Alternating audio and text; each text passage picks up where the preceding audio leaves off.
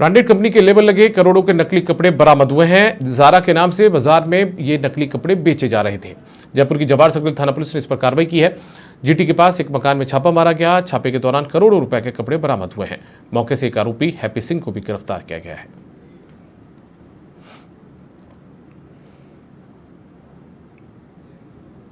अगर आप महंगे कपड़े पहनने के शौकीन हैं और किसी बड़े नामी शोरूम में अगर आप कपड़े खरीदने के लिए जा रहे हैं तो हो सकता है कि आपके साथ एक बड़ा फ्रॉड किया जाए। महंगे कपड़े जो ओरिजिनल किसी ब्रांड के ना होकर के वो नकली तैयार हो रहे हों और उन नकली कपड़ों के दाम आप महंगे दाम देकर चुका रहे हों।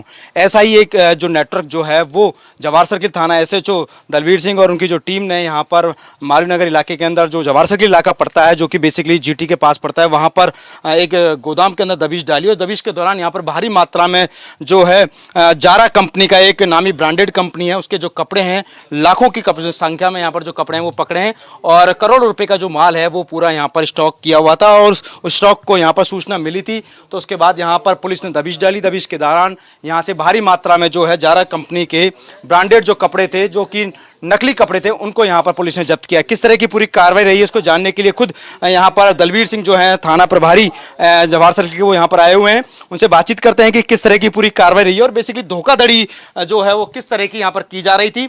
और चूंकि कंपनी पर जो टैग लगा हुआ है बेसिकली अगर देखा जाए तो वो जारा कंपनी का ही पूरा टैग है, यानी कोई भी शख्स अगर यहाँ पर कपड़ा खरीदने जाएगा शोरूम के अंदर तो उसको जारा लिखा हुआ मिलेगा और इसी टैग के आधार पर आम कस्टमर जो है उसका पैसा उस ब्रांडेड कंपनी के अकॉर्डिंग जो रेट तय होती है वो देना चुकाता है। यहाँ पर एक मिनिमम से मिनिमम अगर किसी भी एक प्रोडक्ट की अगर कीमत माने तो मिनिमम से मिनिमम 5,000 रुपये होती है और इस तरह का पूरा स्टॉक जो है वो यहाँ पर किया हुआ था। क्या सूचना मिली थी सर और आपने यहाँ पर आकर देखा तो क्या मिला? कंपनी के प्रतिनिधि थाने पे आए थे। चूँकि उक्त कार्रवाई ट्रेडमार्क अधिनियम में होती है तो एसीपी साहब द्वारा यहाँ पे आकर के जो दबिश दी गई उसमें मैं सहयोग हेतु और श्री फूलचंद सब इंस्पेक्टर द्वारा कार्रवाई की गई है। इसमें बेसिक प्रॉब्लम ये है कि जारा का जो टैग यूज हो रहा है जिसपे कि जारा का QR कोड भी है। अगर हम QR कोड को स्कैन करते हैं तो गूगल पे जाके वो jara.com पे ही खुल रहा है। ये बात सही है कि QR कोड चोरी किया हुआ हो सकता है, कॉपी किया हुआ हो सकता है, लेकिन कोड जारा का यूज़ कर रहे हैं और प्राइसिंग और कपड़ा जो है और जो उसकी डिज़ाइन है वो उससे मैच नहीं करता। तो ये जारा का जो प्रोडक्ट है उसकी पूरी आउटलाइन और सब कुछ आ जाएगा। मींस जो QR कोड है वो ओरिजिनल है, जो कपड़ा है और जो डिज़ाइन है इसमें डिफरेंस।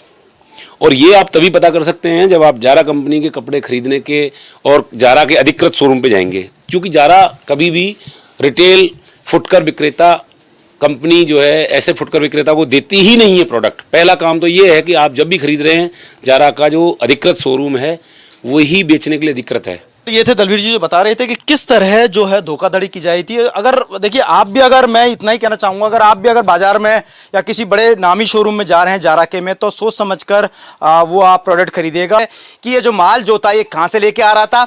जानकारी जो आ रही है वो हरियाणा से आ रही है, लेकिन हरियाणा में किन किन लोगों से ले रहा था फिलहाल इसके बारे में पुलिस जो है इन्वेस्टिगेशन कर रही है।